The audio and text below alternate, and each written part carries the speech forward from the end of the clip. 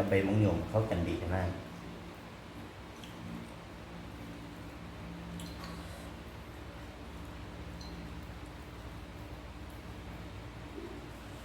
ของโปรดของแซ่บเลยอันนี้นะ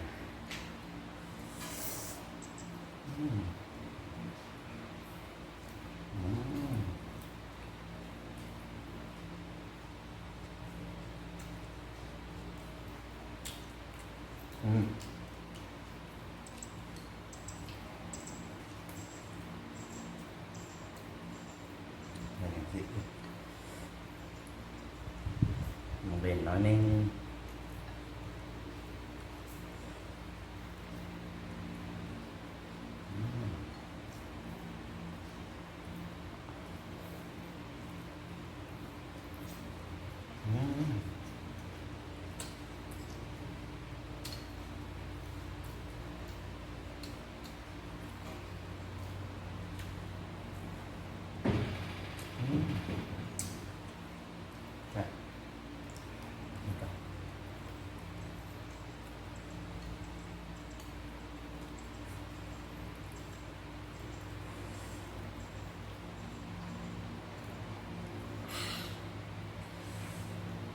แซ่บมากแซ่บมาก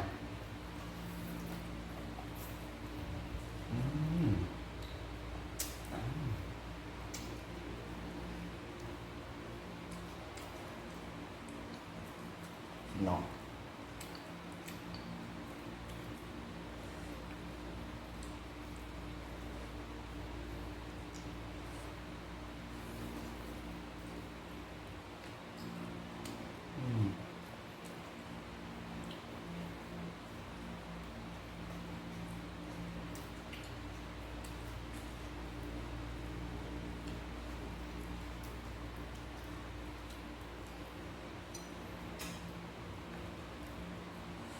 ความแซ่บบ่ให้ว่า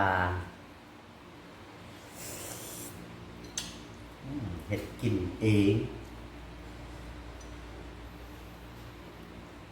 สูตรของตัวเองล้วน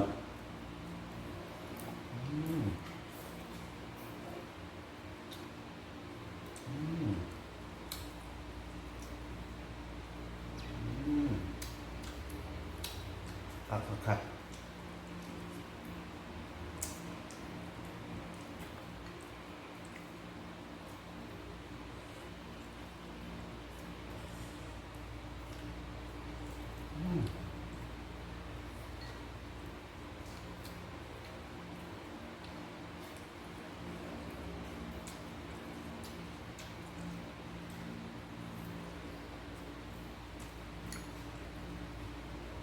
วิตามินซีล้วนๆอร่อยสุดยอดลูกพี่แซ่บดี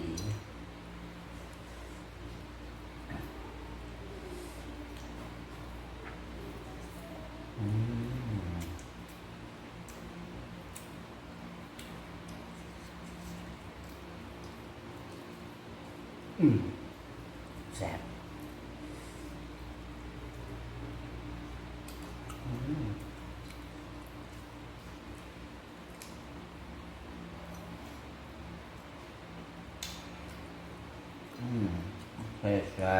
เคยคิดเองอยากงูสูตรทักมาถามได้เดี๋ยวจะบอกสูตรแซ่บสมหวาน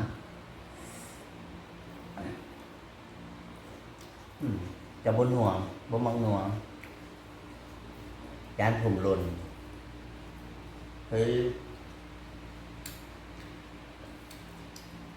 ฝากตำหนิที่เตียนเลยเด้อตอนนี้บ่ถึกก็ต้องแต่สิปรับปรุงแต่สิพัฒนาไปนำกันเนาะเข้าใจได้แล้วขอบคุณฟังอร่อยมากแซ่บหลาย